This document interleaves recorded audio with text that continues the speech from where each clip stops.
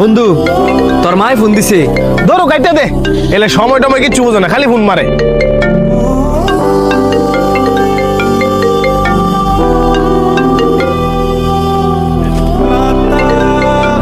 আবার ফোন দিছে, নিশ্চয়ই কোনো জরুরি ফোন হইব। আরে কি এর জরুরি, কইবো বাইর যাবার লাগা, ফোন কাট। तुझे ढूंढ ढूंढ के रोया था मैं, तुम ना मिला। আবার ফোন দিছে না, ফ্লাইট মুড অন করছে। তোর মায় ফোন দিছে না, এবার তোর গার্লফ্রেন্ডে ফোন দিছে।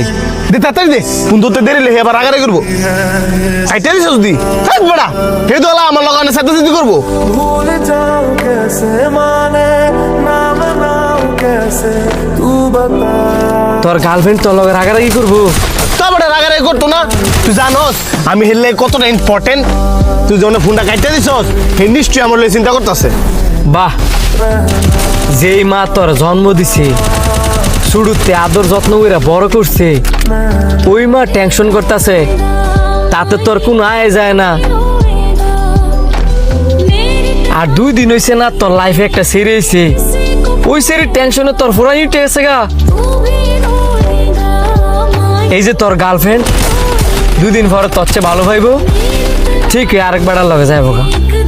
তুই কান্দস মরস না বাইচি আসস, তাতে তার কোনো আয় যায় না। আর এই যে মা,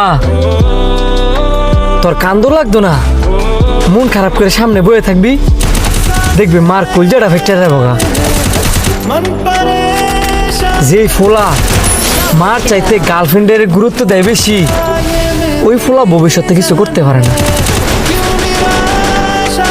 তোর মতো বন্ধুর লগে আমি চলি, আমার ঘৃণা লাগতেছে। क्यों सवाल का उठा सा दिल